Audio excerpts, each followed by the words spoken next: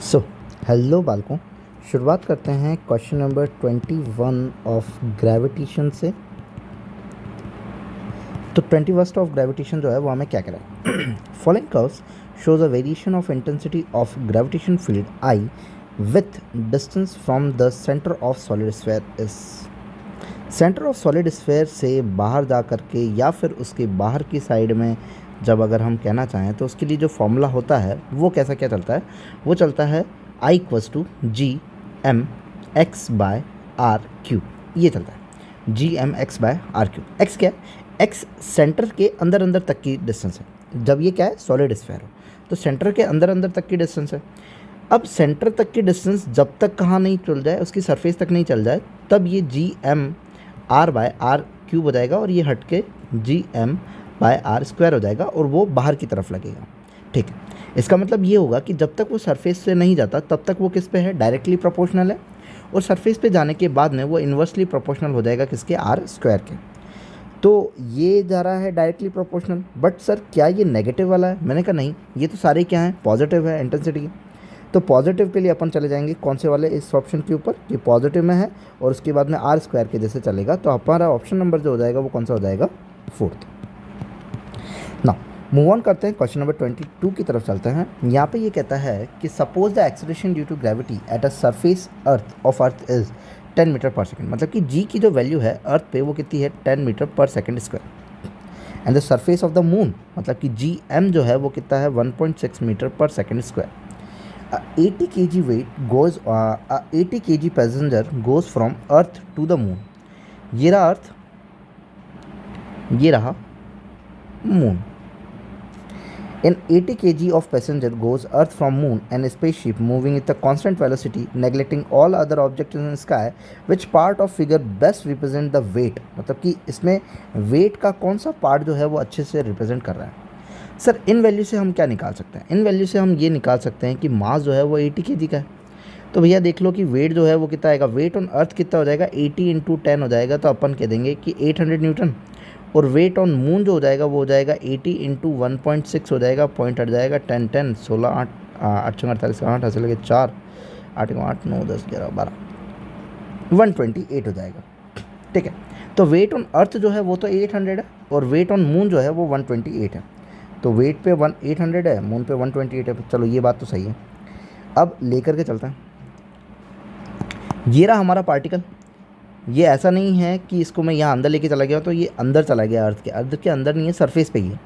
तो दूर दूर दूर दूर दूर जाता गया। मान लो कि ग्रेविटेशन फील्ड का जो ऑरा है वो यहाँ तक कहीं है, तो ग्रेविटेशन के फील्ड तक इस पे जी लगता रहेगा।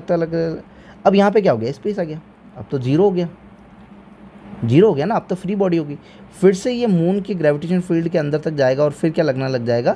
g/6 लगने मतलब g/6 क्या? एक्सेलरेशन ड्यू टू ग्रेविटी जो है वो 1.6 है, तो ये लगने लग जाएगा। तो अर्थ से जब बाहर गया तब डिक्रीज होता जाएगा। फिर कितना होगा? और फ्री स्पेस में आ जाएगा तो जीरो हो जाएगा, तो ये किसको टच कर जाएगा? जीरो को टच कर जाएगा। फिर कितना हो जाएगा? उसके अर्थ तक जाएगा तो 128 हो जाएगा। तो अपना जो ग्राफ मैच हो रहा है वो कौन सा हो रहा है? सी वाला। तो ऑप्शन नंबर कौन सा हो जाएगा? सी हो जाएगा, थर्ड हो जाएगा। सर डी नहीं होगा? नेगेटिव में थोड़ी ना जाएगा। ठीक है, ओके। सो नाउ 22 के बाद में हम बात करते हैं 23 के ऊपर। तो 23 वाला जो हमें क्या कह रहा है? Acceleration due to gravity at a surface of earth is, अरे जी first option. 24th the value of g on the earth surface depend. हाँ, जी की वैल्यू जो होती है वह किसके ऊपर डिपेंड करती है? तुम लोग sir G M by R E का स्क्वायर, तो ये तो रेडियस के ऊपर डिपेंड करती है। हाँ बिल्कुल सही बात है, स्ट्रक्चर के ऊपर डिपेंड करती है, रेडियस के ऊपर डिपेंड करती है, क्योंकि हम जानते हैं कि जो रेडियस ऑफ इक्वेटर है वो एक्चुअली ज़्यादा है और as compare to radius of pole से कितने 21 किलोमीटर का फ़र्क रहता है दोनों में। तो यहाँ पे स्ट्रक्चर चेंज होने की वजह से डिफरेंस आ गया। सर और क्या? और हम कह सकते हैं कि जब ये अर्थ क्या कर रहा होता है? रोटेट कर रहा होता है। तो रोटेट कर रहा होता है तब हम कहते हैं कि अगर इसका अभी का जो रोटेशन है अर्थ का, अभी जो भी रोटेशन है उस रोटेशन का अगर 17 टाइम्स हो जाए तो हम फ्री बॉडी की तरह बिहेव करने लग जाएंगे। तो मतलब कि अगर रोटेशन बढ़ गया तो उससे भी दिक्कत हो जाएगी कि जी जो होगा वो नेगलेक्ट हो जाएगा, ज़ीरो हो जाएगा। So only on the surface of earth structure, only on rotation of earth, both, दोनों के ऊपर भैया डिपेंड करता है। नाउ 25th की अगर बात करें तो यहाँ पे कह रहा है कि एक्सेलरेशन ड्यू टू ग्रेविटी जो है वो जी है इसमें, एंड द मीन डेंसिटी जो है वो रो दे रखी है, and related to which of the following relation, ठीक है। तो इसका small ji is equal to capital G M by R square, capital G mass equals to density equals to mass upon volume, density equals to mass upon volume होता है, तो मास को density into volume लिख सकते हैं, density into volume हो जाएगा 4/3 pi r cube, और हमारा ये रेडियस का स्क्वायर हो जाएगा, इससे ये कट जाएगा, एक आर बच जाएगा, और तुम्हें रो चाहिए एक्चुअली, तो g 3 by capital G 4 pi r is equal to rho, तो ये हमारा ऑप्शन नंबर हो जाएगा कौन सा, थर्ड। सिंपल है। चलता है 26 की तरफ। 26 हमें ये कह रहा है कि a planet has twice the density of the earth but the acceleration due to gravity on the surface is exactly same as of the earth of surface of earth, it's the radius of the term in the earth surface, ठीक है। क्या same है? Acceleration due to gravity. Sir कोई earth जैसी कोई है जिसका दोनों का जी जो है वो सेम है, तो इसका G M by R square, इसका कि G M E M P कर दो, कोई पार्टिकल वाला है तो क्या ही बोलें, मतलब कि कोई भी प्लैनेट, ठीक है।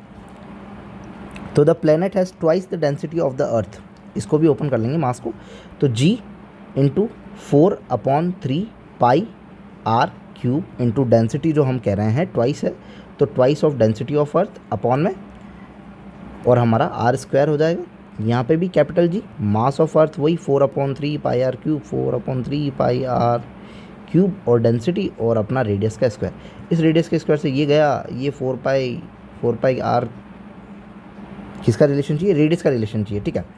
सो आर स्क्वायर से आर स्क्वायर गया, डेंसिटी जो है वो ट्वाइस दे रखी है, और इसमें आर और आर बच जाएगा, ठीक है। तो ये क्योंकि यहाँ क्यूब है, एक्चुअली में यहाँ आर क्यूब है, तो ये स्क्वायर से एक आर चला जाएगा, तो ऊपर क्या एक आर बचा रहेगा, और यहाँ से ये चला जाएगा, ये आर बचा रहेगा, कौन सा? प्लेनेट वाला।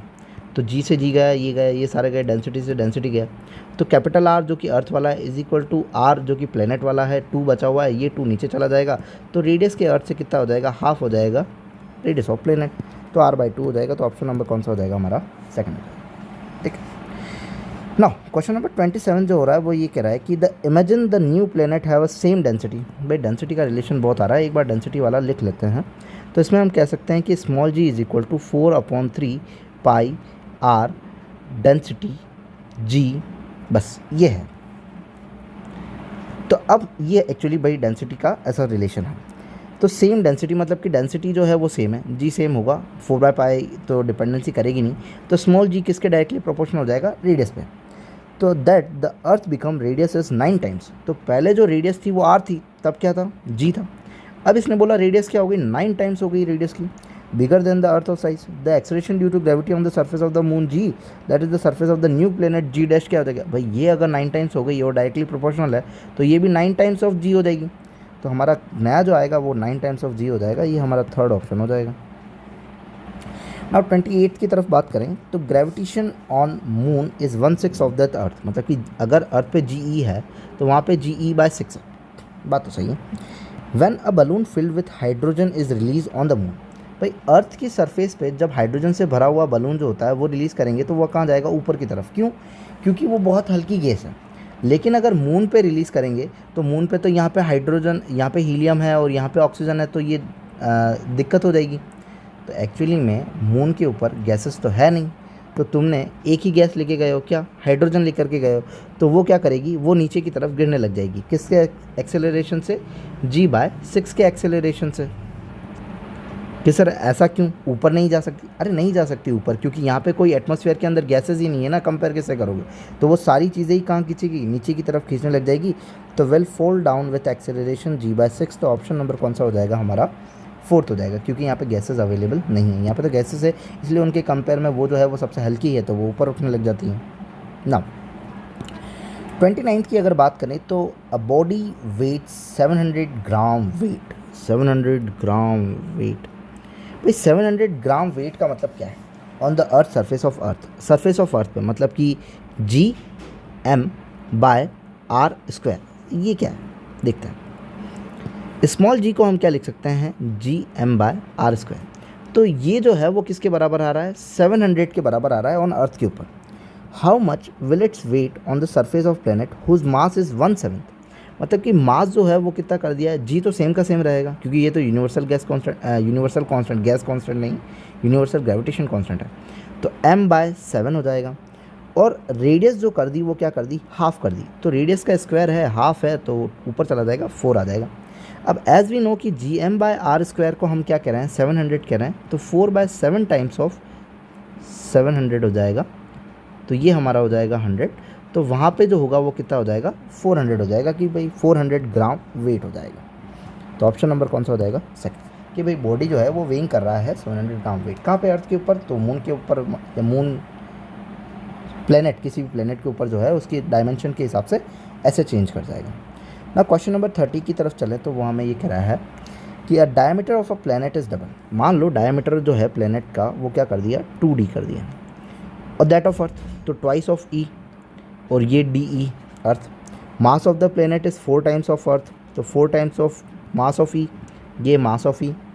Then the time period of the pendulum on the surface is how much time period of the earth surface. भाई टाइम पीरियड कैसा क्या रहेगा, time period equals to 2π√L/G होता है ना, हाँ L/G इफेक्टिव होता है। तो भाई G इफेक्टिव पे जो भी होगा G इफेक्टिव पे फ़र्क पड़ेगा। तो G इफेक्टिव होगा क्या, कैपिटल G ME/RE का स्क्वायर। ये DE डेंसिटी नहीं है, ये DE जो है वो क्या है, डायमीटर है। तो रेडियस को डायमीटर के टर्म्स में क्या लिख सकते हैं, radius is equal to diameter का आधा, तो D/2। तो यहाँ पे हम लिख सकते हैं D² DE का स्क्वायर बाय 4, ठीक है। सो यहाँ पे अगर हम G लिखना चाहें तो यहाँ पे लिखेंगे G4ME। अब रेडियस जो हो गई है वो क्या हो जाएगी, जब डायमीटर 2 टाइम्स ऑफ डायमीटर हो तो डायमीटर का हाफ होता है, तो हम कह सकते हैं कि